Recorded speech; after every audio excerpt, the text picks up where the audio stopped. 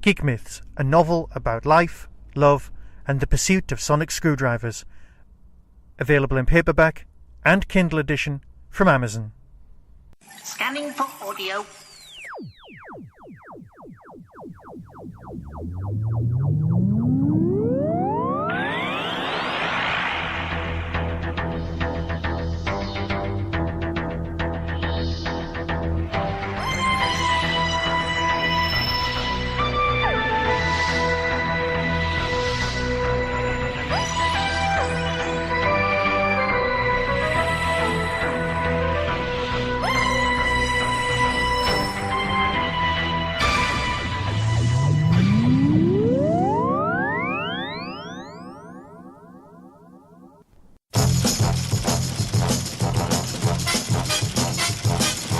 Hello and welcome to the Ufocast, episode 17, depending on, of course, what order you're listening to these things. This is SUBSMASH. I'm Michael. And I'm Luke. And we've got somebody special with us today, because it's not just the two of us. I'm Andrew. Not just an Andrew, though. It's Andrew Smith. That's the fellow. That's the fellow. Yeah. Now, you're joining us for two podcasts. You're joining us for the SUBSMASH that we're going to do today. And you're also joining us for next time's The Sound of Silence. Correct. Which has a bit of a link to my Doctor Who. And, if people listen to this and don't know, my background is I wrote Doctor Who serial way back in 1980 called Full Circle, which happened to share a location with Sound of Silence, but we'll say more about that when we get to the Sound of Silence. And, of course, you were only 12 at the time, which is pretty impressive. Right. I was much older. Yeah. Almost twice as you know. Yeah. I've read DWM. It said you were 12. Right. So, today it's SUBSMASH. Now, historically, we always start off with the misleading synopsis, but before we go down that road, Luke, you got to go to UFOCon. I didn't. I'm sad. What was it like? It was a lot of fun. Reasonably late in the day, I got asked by Steve Hatcher, who people will know from running Hooverville. I got asked if I would be the onstage interviewer of Aisha, who plays Lieutenant Johnson in UFO. She's one of the people that you see in the title sequence every week. Oh, Aisha. Aisha. Look, we will talk more about Aisha. Well, so I asked her how you pronounce. I asked her. I said, "How do you pronounce your name?" And she said, "It's Aisha," as in I shouldn't have done that. So that's from her own lips. Well, I and my friends have been saying her name since I was about 5. So she means a lot to those of us who were kids in the 70s. I'll tell you. Anyway, on you go. So I'd be interested to hear your memories in a bit. Yeah. Anyway, so I got there and then was asked to essentially be her minder for the day as well. So I was kind of getting her to and from autograph rooms and signings and various things like that. So I did have some free time to hang out in the green room and go to panels and things. So I got an interview with Alan Perry, who his final piece of Anderson work was Kill Straker, which we did last time. So I've got an interview with him that will be coming up soon once I've edited that. And then the other significant interview that I got was with Richard Martin, who is a Doctor Who person. Now, the reason that he was there, and I did know this back in the day and I'd forgotten it, was that he is married to Suzanne Neve, who plays Mary Straker, Ed Straker's wife, who we've touched upon in the 2 episodes that she's been in, and she makes a brief appearance in this one that we're going to talk about tonight.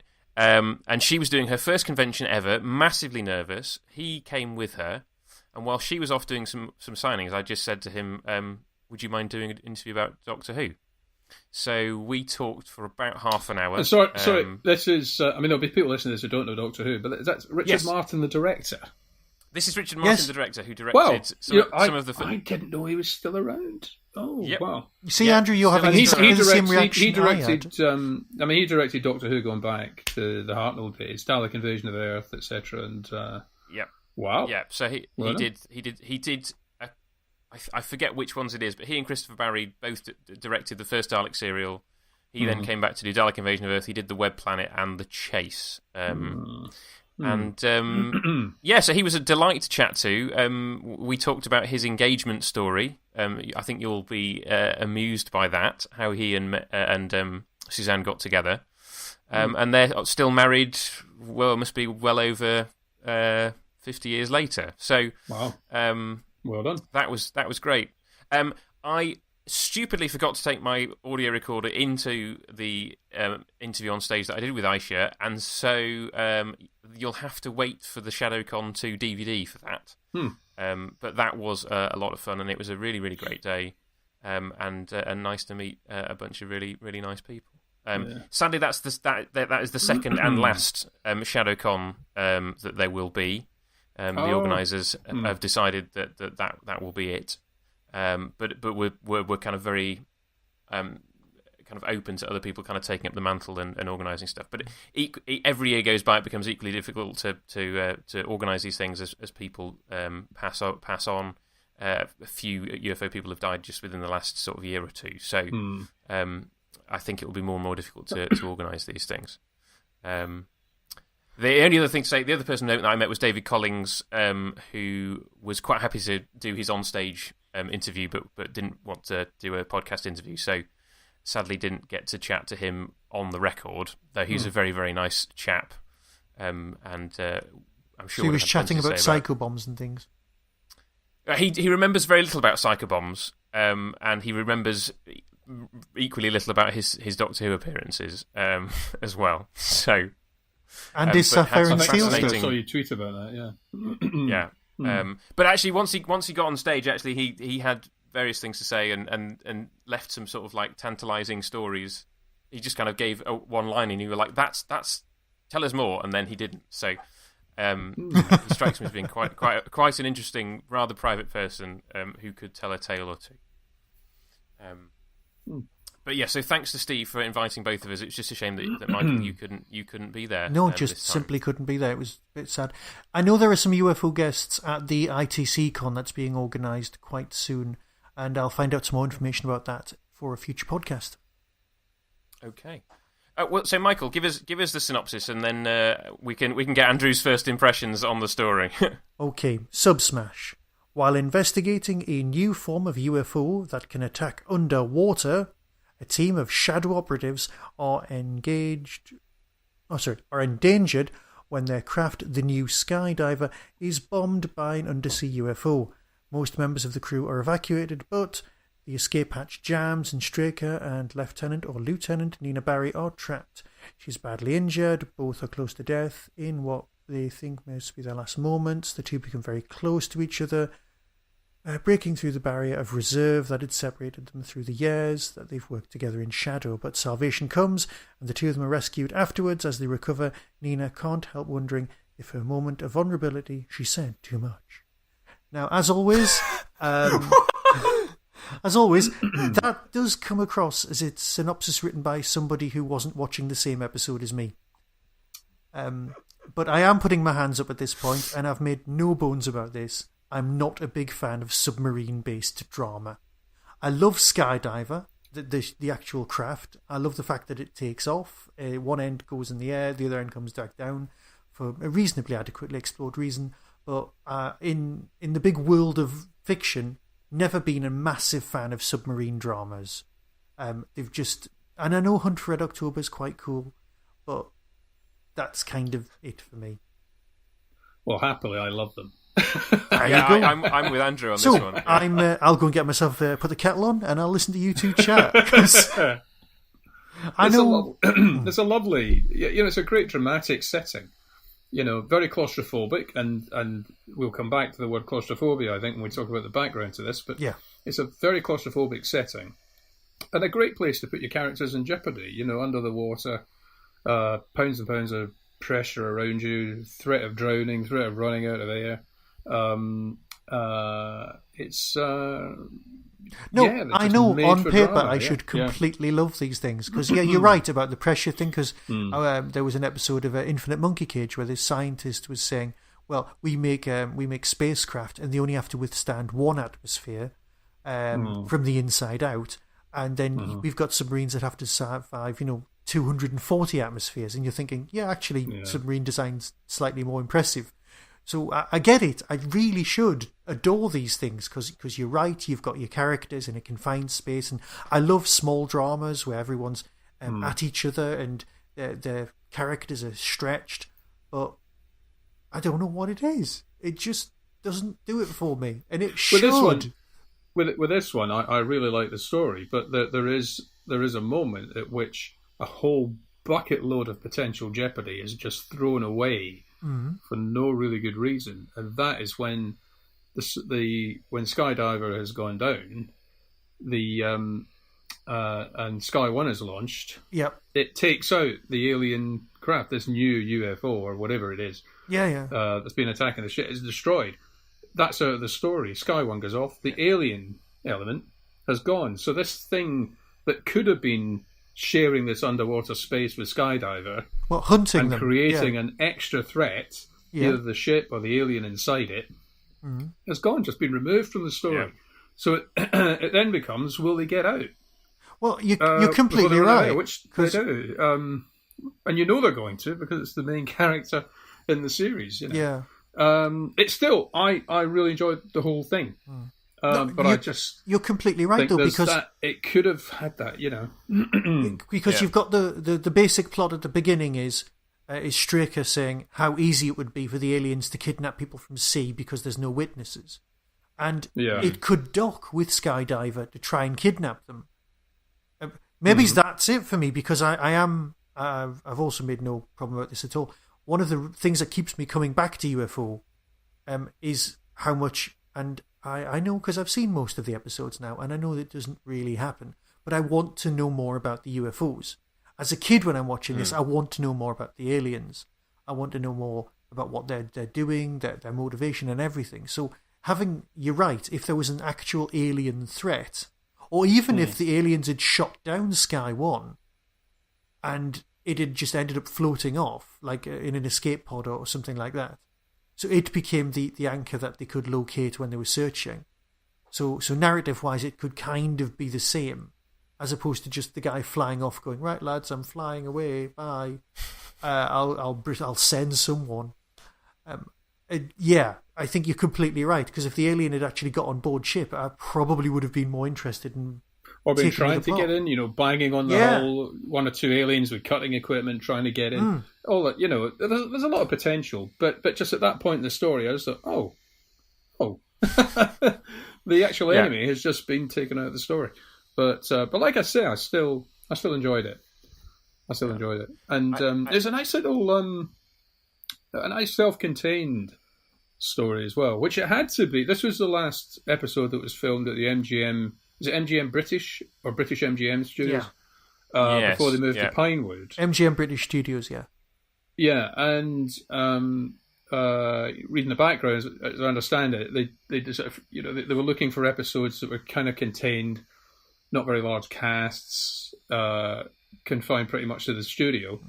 And so Alan Fennell came up with this, and he came up with it from a conversation that he had with Ed Bishop while filming an earlier episode, and he talked to him about claustrophobia, because Ed Bishop was claustrophobic, which even caused him, because I've listened to the commentary on this as well, it even caused him some issues even when they were filming it in the studio. Obviously, when you wouldn't be completely contained in there, but he still had issues performing on the set.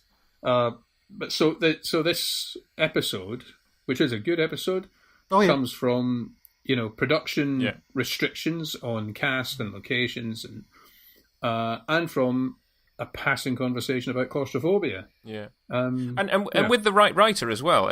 We'll touch upon this in Anderson Watch at the end of the show. But Alan Fennell wrote over half of the episodes of Stingray, so you've also got his pedigree with writing submarine stories. Yeah. I think I agree with your comment, Andrew, that there is that initial jeopardy, and you want to know more about what that alien craft would have been like, but then that is very quickly replaced with the how are they going to get out, what's going to go on. They come up with this plan that you kind of think, okay, they've got enough air, they've got enough time to get everybody out. But is it going to unfold like that? And then obviously it doesn't quite go to plan, and that's where the drama and the jeopardy comes from for the rest of the episode.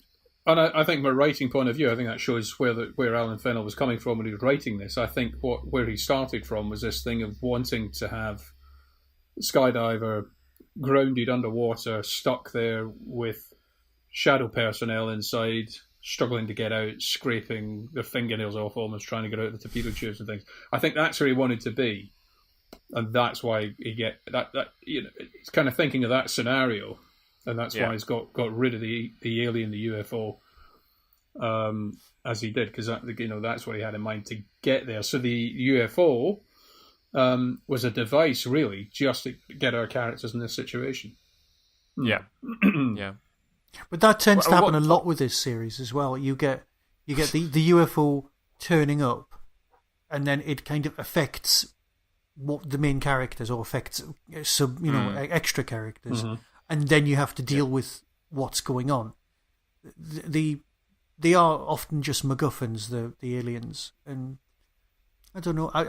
I can see why a few people would get a bit annoyed at that over time. I suppose if you're watching them all as a box set, back to back, you start noticing these things. But once a week. I think that's why the direction of the series changes so drastically once we get a few more episodes in. Yeah. Because I must admit, I hadn't seen UFO for years. I remember it so well as a kid. I used to love it. But and there are a couple of episodes I know really, really well.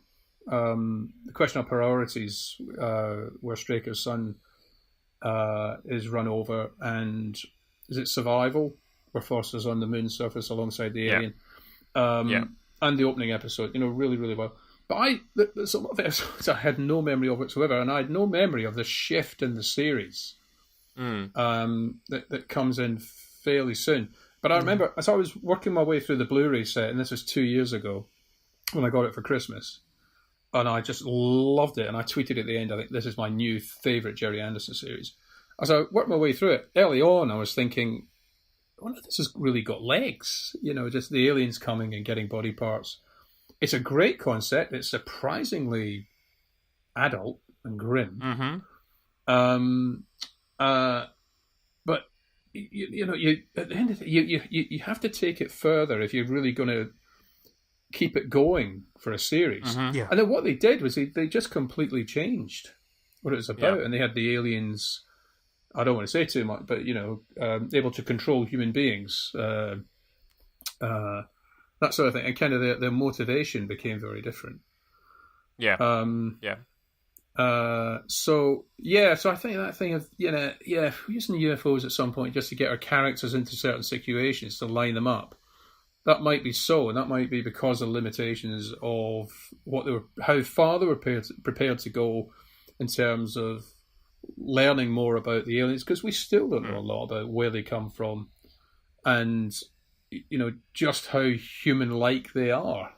Because again, it's built into the series that they don't live very long, once they're exposed to Earth's atmosphere. So, so they overcame that eventually. But I suppose an inevitable thing was you get episodes like SUBSMASH, where the UFO incidents at the start are just a device to get our characters into scenes where they can, we can have a character-led drama rather than one that is about actually taking on the aliens. Yeah. But as we've said, it then does develop into a really good character-led drama.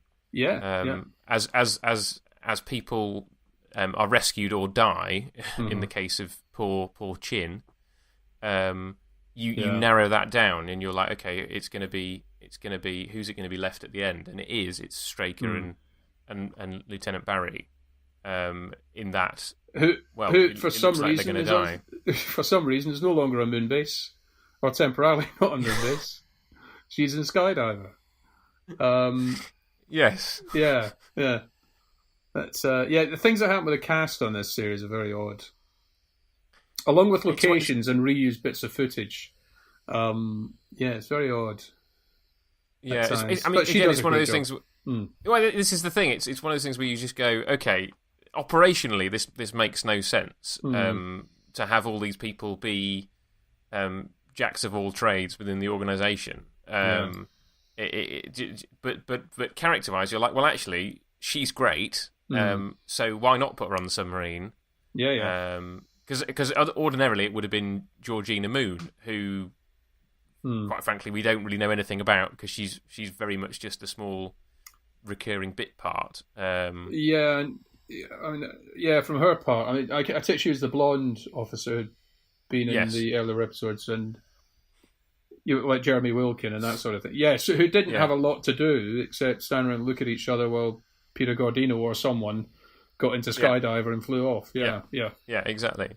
And this, this episode needed acting chops, so I can see that having Dolores Mantes there would be a good move, especially as Ed Bishop says on the commentary for this episode that they were old friends, and that would have made it easier, I think, for both of them. I think she might have been a bit claustrophobic as well. I think she had some issues on this. That's definitely mentioned.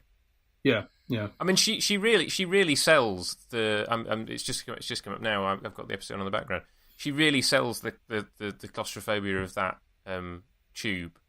I mean, it's shot really well, but also it's just her.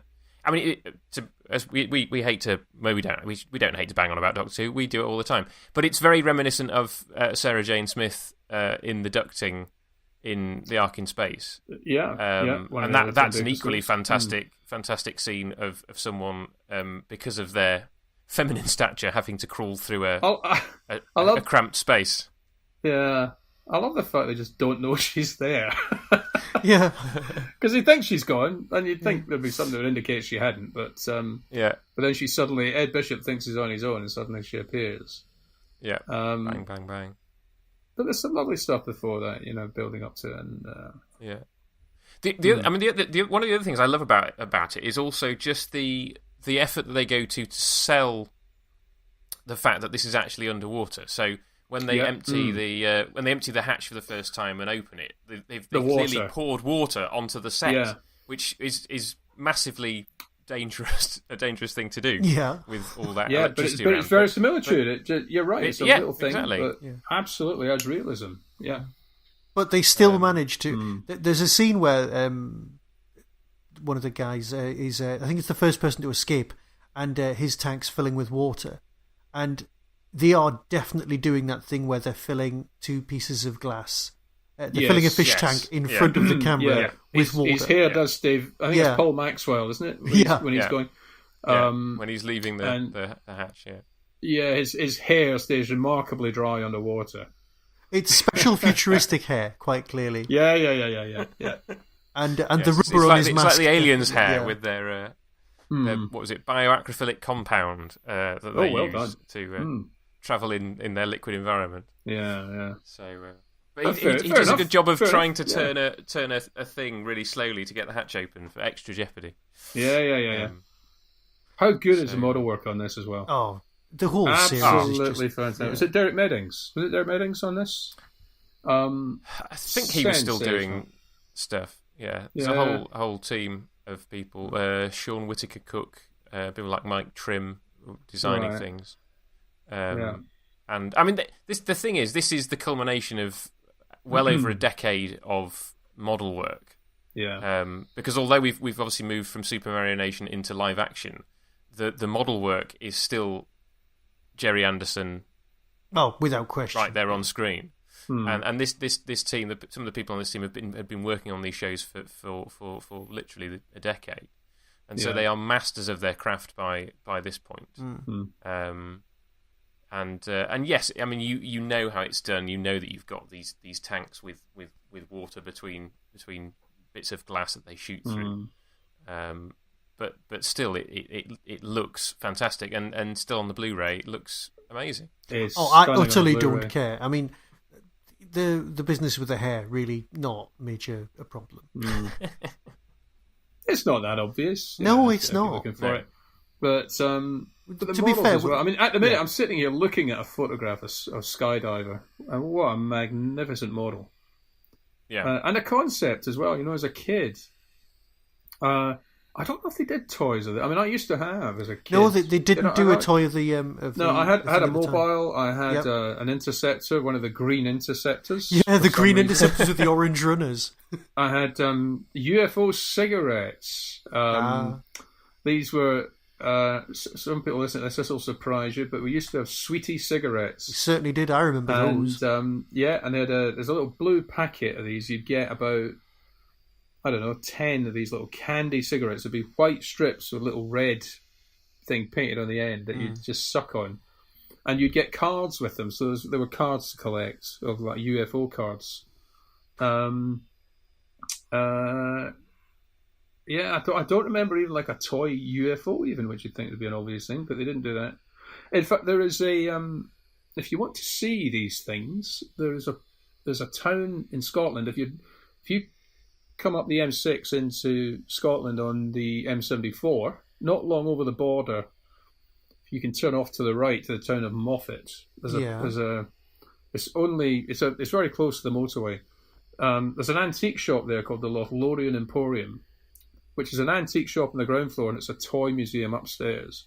And the toy museum is full of stuff that a large amount of it is toys in display cabinets, and just hundreds of thousands of them. But they relate back to TV series. Most of them relate back to TV series of the 60s, 70s, and 80s. And there's a cabinet full of this UFO stuff, including the mobile, I think Ed Straker's car. Yeah, that was definitely a toy. Yeah, yeah, and and the cigarettes and the mobile and the interceptor, as well as like Space 1999 and plenty of Doctor Who and Star Trek and the Man from U.N.C.L.E. the Green Hornet. And there's a room actually that is basically wallpapered with annuals. And I was looking round, and I saw annuals. I'd forgotten about, but I remember so clearly having them. And one of them was the Space 1999. The UFO annual. I must admit, I believe I bought that at a jumble sale in when I was in primary school. And I think I got it for like 10 pence or something, whatever monumental huge price it was. And I've got it in I've got it on my bookshelf right now because it's such a great annual. Well, I after my first visit to this place, which was about 2 years ago, I'd seen these annuals that I'd forgotten about, Star Trek annuals thing, but I saw them. I thought, yeah, God, I remember having that. And I went on eBay and I collected up a lot of them. I've got a lot of them back now, but one of them was a UFO annual, which I had when I was about 8 years old. And annuals were a big thing back then. Oh, they really were. Yeah. And so then it arrived, and I was looking through it. I found every page I looked at had memories for me. The photographs, the layout, everything. I kind of remembered every page. I think there's a game, if memory serves as well. You get a dice and you move around the board kind of thing over 2 pages. Basic. Yeah, so it's very basic, moving squares and go back 3 spaces, and the aliens have abducted you and all that sort of thing. Yeah. That usual board game in annual malarkey, yes. Yeah. And colour as well, and God, that's such a nostalgia rush in that museum. I really did. But I recommend it to anyone who's got particularly any memories of that time. I recommend it. And for UFO fans, go there and seek out the UFO cigarettes, the Sweetie cigarettes. I've what we were saying before about her performance. I've got it playing in the background as we speak, and I've only just noticed something. She's trapped in this tube and doing the whole claustrophobia acting thing, but her toes are so scrunched up because she's terrified. That it's like, that's such a nice bit of act. She's doing toe acting. You don't see quality toe acting enough these days. At all. And then there's Chin's performance as well. Now, we do have an alien on the submarine, don't we? We do have an alien skydiver in the actor Anthony Chin, who had played an alien previously in the Square Triangle. Yes. Yeah.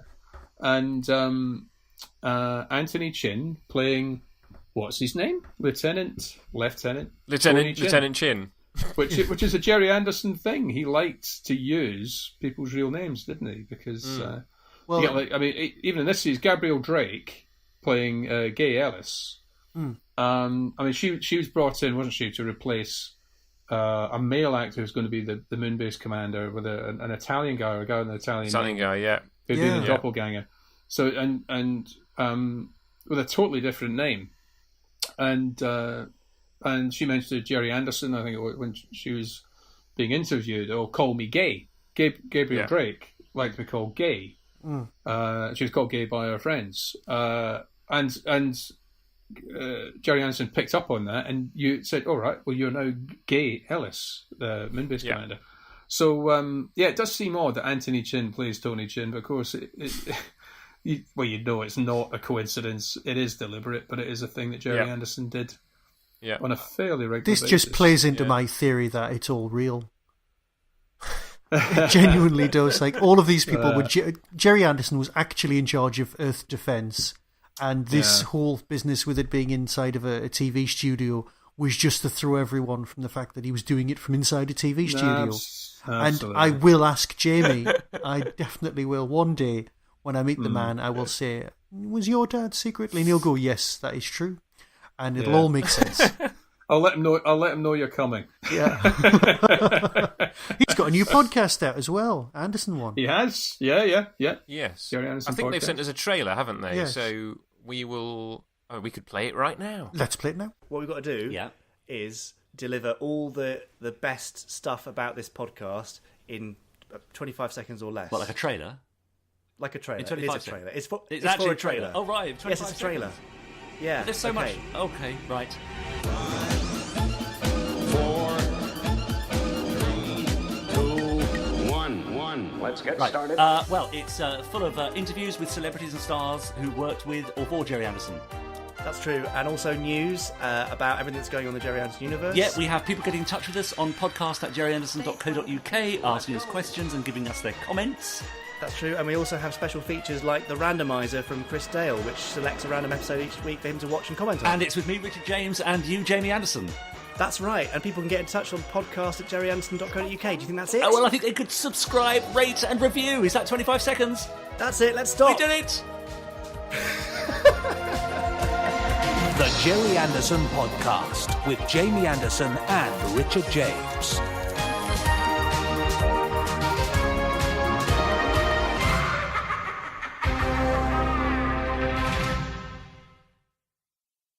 You've already alluded to this, Andrew, but this is the last of the production block at MGM. And so from this point onwards, we lose George Sewell.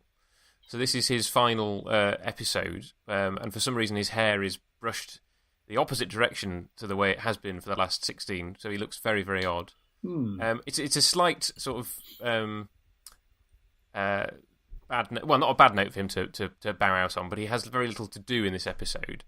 So what are your thoughts on his character throughout the series? Outrageously sexist. It's the first thing.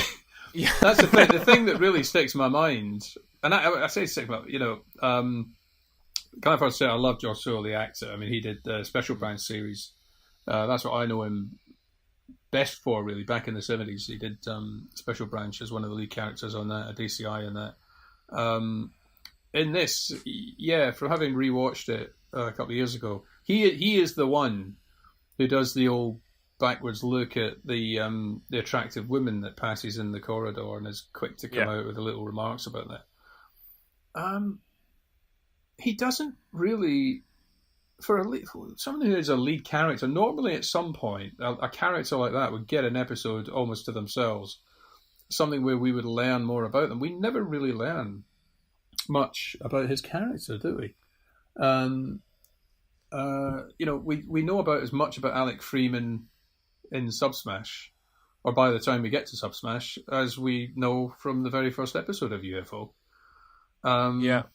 You never ever find out how they met, or it's implied that they're kind of one of the, Straker's ex-military, and he has known him for a long time. So, but you don't know if he's intelligence or not. I think there's something in that first episode, isn't there, where they're setting up Shadow, where there's some mention of a history between them. And I think he's got a military background. I think a British military background. I think we see him in uniform at some point. I think we might do. Yeah, but I think you get a little bit more in Confetti Check, where they're kind of flashing back. That makes sense. He's best man at the wedding. He's the first shadow employee. Yeah, because he gets announced. But you're right. I guess from the minute that Foster comes on the scene, Foster is very much the second male lead. And he does get those episodes like you were talking about earlier. Survival is one. He very early on gets to kind of do that, and that one story that does sort of split the two of them up, where Straker is chasing after Jane Merrow, and I mean it's called the responsibility seat. So you kind of think, well, that's named after the chair that Alex sits in, but that's very much the secondary plot in that episode. So even then, you don't get much from him. No. But I suspect as an actor, he's a fun character. Yeah. This doesn't make a great impact as a character. It doesn't make a great impact in the series. But I still remember George Sewell being in. I mean, if I hadn't seen this series since the 1960s, 70s, I would still remember George Sewell from it. So he made enough of an impact with me. Yeah, I think he's taken an adequate part and made it as good as he could. And I think he did a perfectly decent job doing that. Maybe that's what the sexism was for, in order to give him some sort of characterization. I doubt it. I'm being fairly generous. I think it was the TV of the late 1960s, early 70s. No, you're right. I mean, it was something that I asked Aisha about in our interview, and did say, well, did you feel that your gender was being used?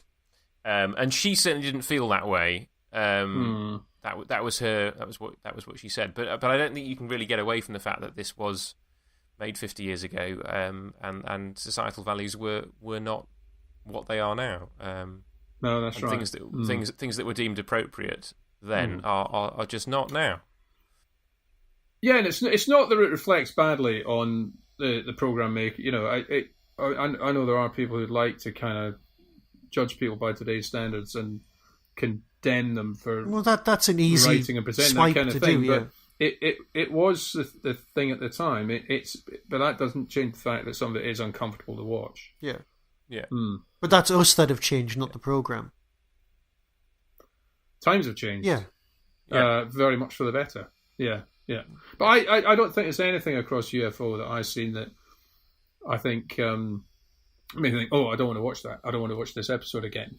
Yeah, that's... Unlike, for instance, I went through a stage of listening to the unabridged audios of the James Bond novels a couple of years back, right? Produced by Lucy Fleming, Ian Fleming's niece, I think she was, and they're unedited, and they have got stuff in them that, that is completely beyond the pale. And I remember speaking to Lucy about it at a Survivors recording for Big Finish. But did you consider cutting this stuff out? There are two stories. We have characters who voice the opinion that every woman's fantasy is to be dragged into a cave and raped. There are two stories, on Her Majesty's Secret Service and From Russia with Love. And I mentioned this to her, and she said, we wanted to do the full original text, and there were some actors who said they wouldn't do it. Fair enough. Actors who were very uncomfortable about it. There's nothing that goes that far in UFO. No. There's just stuff that you think, no, sexism, women being treated as sexual objects, no, not good. But it doesn't, for me, never really crosses that line into I think I don't think there's anything here that you wouldn't broadcast. Say no. No, it's not like because we've discussed this a few times in the past when it comes to other Anderson properties, and I think the only truly problematic one that you were going to bring back now, apart from Secret Service, which let's not go there, would be Joe 90 with the whole warrior warrior child thing, which is a shame because it would make a great program. You'd really have to take a different twist on some of it. I don't. Well. But on you said you couldn't bring it. You couldn't bring it back, or you wouldn't broadcast it. No, I'd still broadcast it. I was thinking if you were going to. No, it's interesting. I was going to bring it with Andrew. Yeah.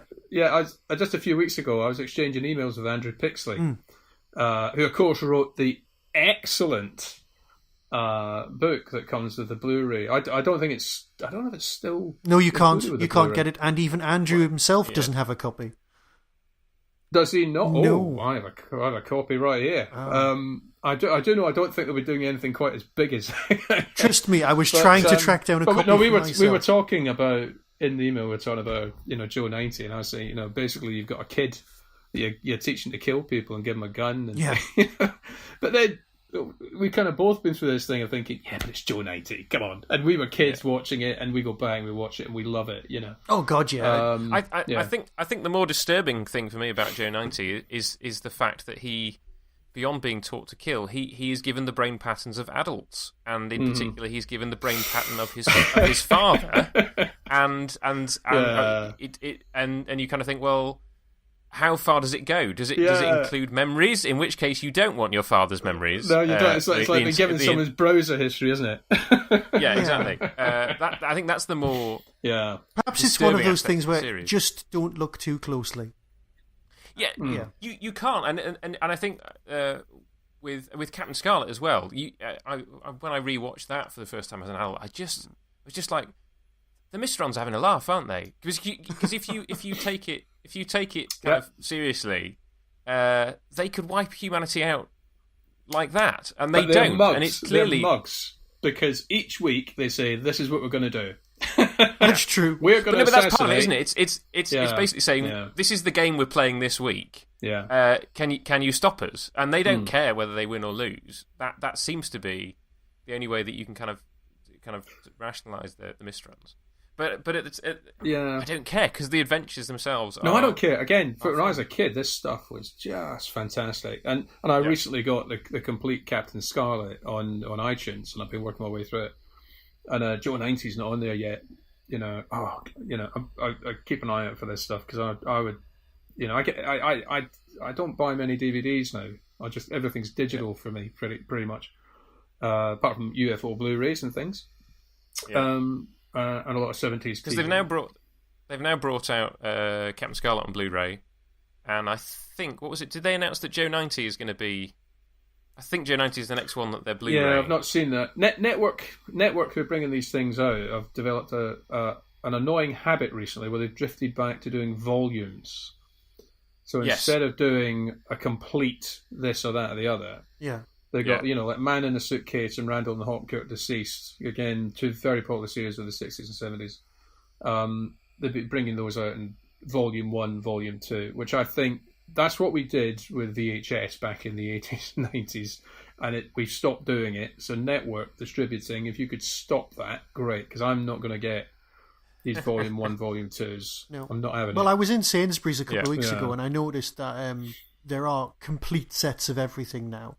And they were running a promotion on it. I think it was Space 1999. I was looking, going, I think it's 25 quid for every episode ever. And I'm thinking, and that's on DVD.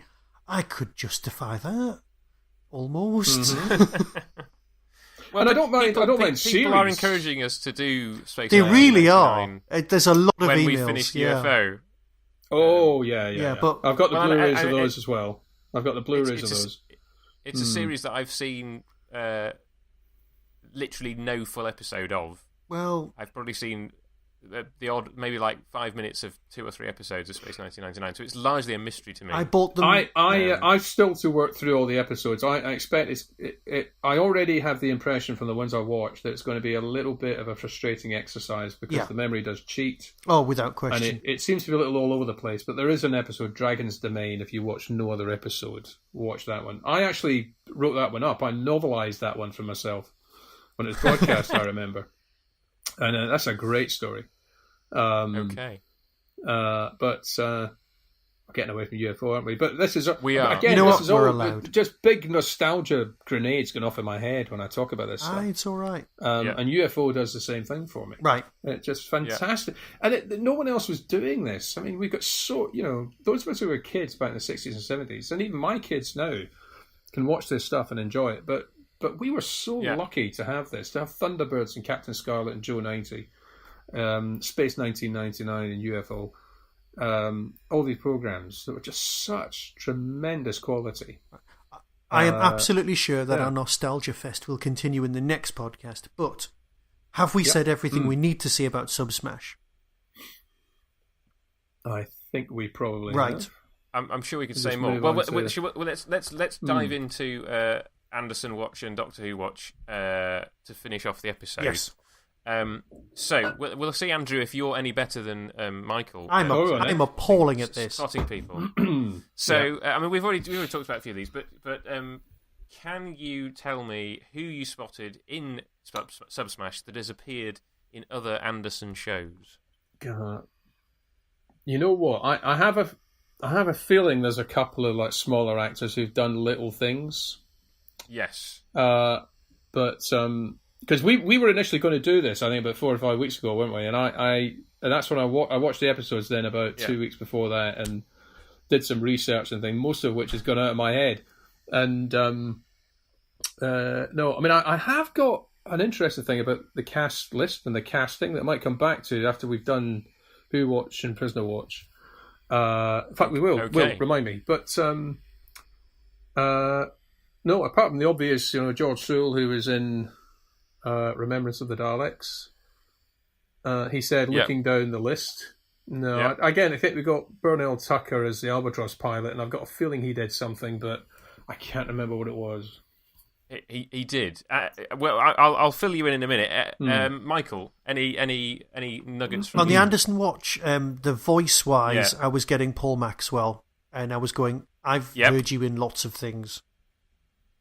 You have. Yeah. You have. He's in Fireball. Sorry, Fireball XL5. Steve Zodiac, wasn't he? Yeah. Steve Zodiac from Fireball XL5. Yes.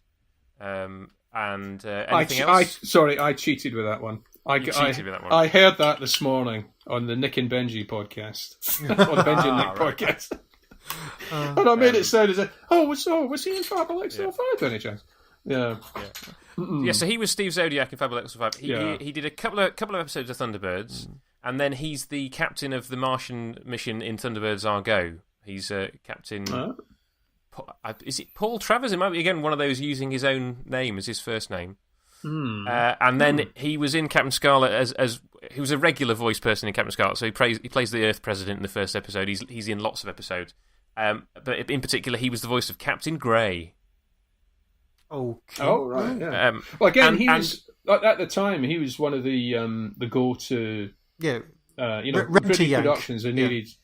In fact, in the commentary, again, he was a very good friend of Ed Bishop, and Ed says in the commentary that the two of them were always going up for the same part. So probably the two of them and Bruce Boa, would be the guys going for the American roles.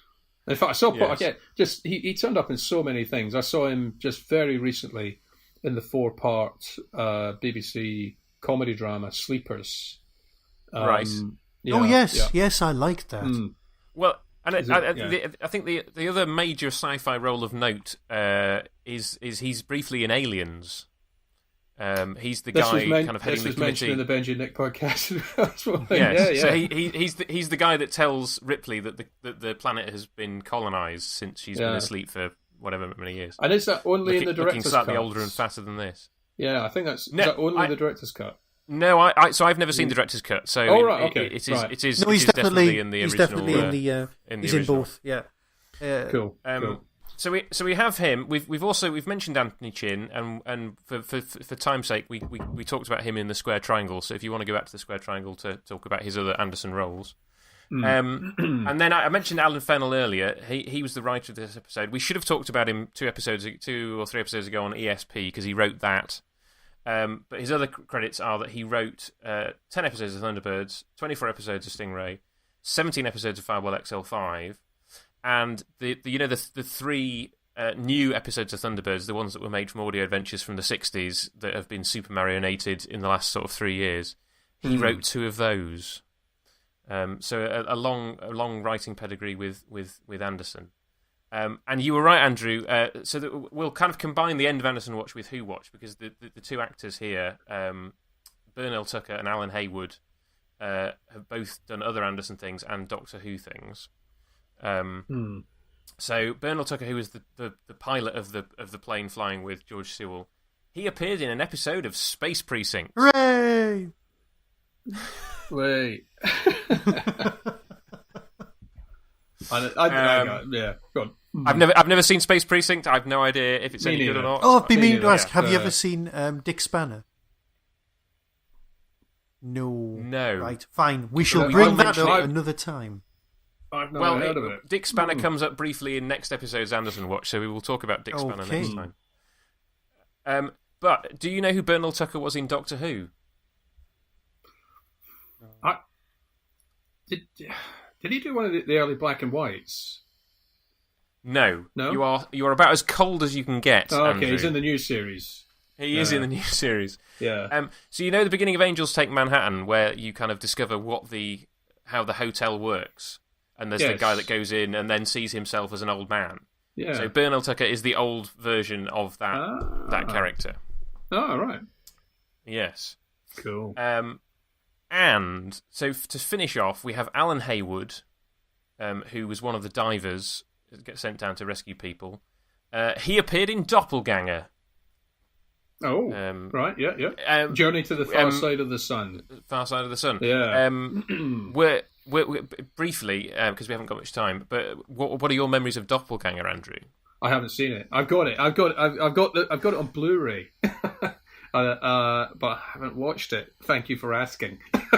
Well, I genuinely think at some point we're going to have to just do an entire episode dedicated to Doppelganger, and I think you are. Please don't, because I really don't like. No, I know, but they finished off ShadowCon with a kind of showing of it at it was like 10 o'clock or something. At the Quad, and I think it was going to finish that late, and partly because I needed to get back home to my family, but also just because I wasn't a fan. I was like, I'm not staying for that. I suspect many other people were of the same opinion. No, it was a public showing, so actually it was the part of the convention that anybody off the street could come to. So I don't know. I would have to ask if there's anybody who stayed. Let us know how big the audience was. In all fairness, though, in the interests of being, podcasters, it's often better to watch something that you're not particularly fond of because you've got something to say other than I quite like that. Yeah, because that's not true. The best listening experience. Somebody just being enthusiastic. Said the man who does the Tin Dog podcast, who's just enthusiastic all the time. You're just enthusiastic about Big Finish all the time. I am. It's a curse. Yeah.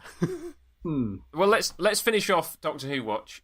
So Alan Haywood. So he was in Doppelganger. He was in this episode of UFO. What Doctor Who story was he in? Toby Haydock would be able to tell you straight away, but we haven't got Toby Haydock on. That means it's classic. Certainly series, does. I'm sure. It is. Yeah. Black and white. Yes. Well, to be honest, I would just be listing stories. Marco Polo. You would. I don't know. Mythmakers. There you go. You're a couple of seasons. Mythmakers. You're correct, Michael. The one we can't see. Yay! Yes. He plays Prince Hector, so he gets dispatched very early on in the story.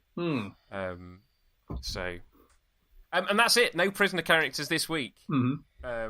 But here's something about the cast. You know the final scene? Right. They're all in the hospital room. Yeah. Yes. And then the nurse comes in and sends everybody out. Mm-hmm. Yeah. Do you know who she is? I don't. Neither do. Hang on a minute. Go on. Did I miss somebody? Is that Louise Pageo again? I have absolutely no idea because she's not listed. She's not listed as an extra. I found a copy of the script. The character wasn't in the original shooting script. I've mentioned it to Andrew Pixley. And she's not listed anywhere. She's not listed among the uncredited cast, either in Andrew's book or in the Chris Bentley book. The nurse wasn't in the shooting script. Oh, yeah. So I don't know who she is. I don't know why she's in there. I mean, they obviously decided they needed someone to come in and send them on the way. Yeah. But I did a lot of digging around trying to find out who that was. And I don't know. So we've got a character that there doesn't seem to be any list anywhere of who she is. Who the actor Alien. is. Well, if anybody listening knows who that is, then do let us know. I think that's a fascinating note to end on. Really. Yeah. So we will be back in 2 weeks. For you, I mean, for us, it's going to be a few minutes. Andrew is going to stay with us. There's no inside baseball around here. We're just very honest. Yes, and Andrew is going to be staying with us for the next episode. Yeah. But until then, it's goodbye from me. Be seeing you, and I'll be seeing you as well. Bye for now.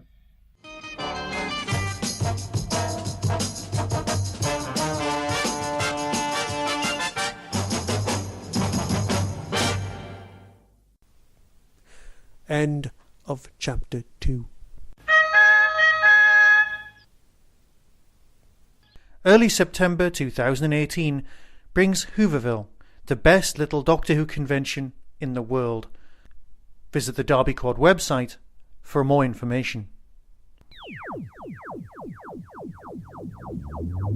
That was the Doctor Who Tin Dog Podcast, available on iTunes, YouTube, Twitter, RSS, Vimeo, and across the internet. Doctor Who and its associated properties are all copyright and trademark of the BBC. No infringement is intended.